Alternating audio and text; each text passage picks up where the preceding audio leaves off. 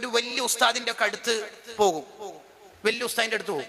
എന്നിട്ട് ഉസ്താദിന്റെ അടുത്തുനിന്ന് നാട്ടിലേക്കോ ഭാര്യക്കോ വീട്ടിലേക്കോ ഫോൺ വിളിക്കും. കൂട്ടുകാർക്ക് വിളിച്ചിട്ട് 2 വാക്ക് പറഞ്ഞിട്ട് പിന്നെ പറയും, ഞാൻ കുറച്ചേൻ്റെ വിളിക്കാം, ഞാൻ ഉസ്താദിന്റെ അടുത്താണ് ഉള്ളത്. അത് പറയാനാണ് മൂപ്പരുടെ മെയിൻ മുറാദ്. അതിനാണ് ഇങ്ങോട്ട് വിളിച്ചത് മഹാൻ. എങ്ങനെയുണ്ട് ഈ അസുഖം? എങ്ങനെയുണ്ട് നിങ്ങളെ? ഇനി വേറെയും ഉണ്ടാവും ചിലപ്പോൾ വാട്സാപ്പിൽ, ഞാൻ തങ്ങളടുത്താണ് ഉള്ളത്, നിങ്ങൾക്ക് ഞാൻ ദ്വാരപ്പിക്കാം. ഓരോന്നും പറഞ്ഞിട്ടൊന്നും ഉണ്ടാവില്ല, ഞാൻ തങ്ങളടുത്താണ് ഉള്ളത് എന്നാണ് ഈ പറയുന്നതിന്റെ മെയിൻ മുറാദ്. എന്തിനാണ് ഇതൊക്കെ നമ്മൾ കളിച്ചുകൊണ്ടിരിക്കുന്നത്? എന്താണ് ഇതിന്റെ ഒക്കെ താല്പര്യം? ഷെഹറാൻ ഇമാം അവിടുത്തെ അൽ കൗകബു ഷാഹിഖ് ഫിൽ ഫർഖി ബൈനൽ മുരീദി സ്വാദിഖ് വഗൈരി സ്വാദിഖ് എന്ന കിതാബിൽ എഴുതി വെക്കുന്നുണ്ട്, വദുആഉൽ മുരീദി അൽ ഉലമാ വൽ ഉമറാ. ചില ആൾക്കാരെ ആലിമീങ്ങളെയും നേതാക്കളെയും ക്ഷണിക്കും എടുത്തേക്ക്, ഇലാ ഹുളൂരി വലീമതിഹി, തന്റെ വീട്ടിലെ വിവാഹ സദ്യക്കോ ഹൗസ് വാമിങ്ങിനോ ക്ഷണിക്കും. എന്തിന്?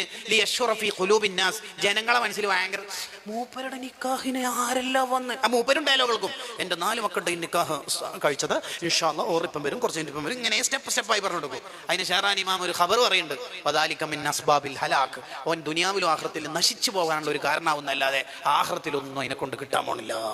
നാട്ടാർ വലിയ ആളാവുക.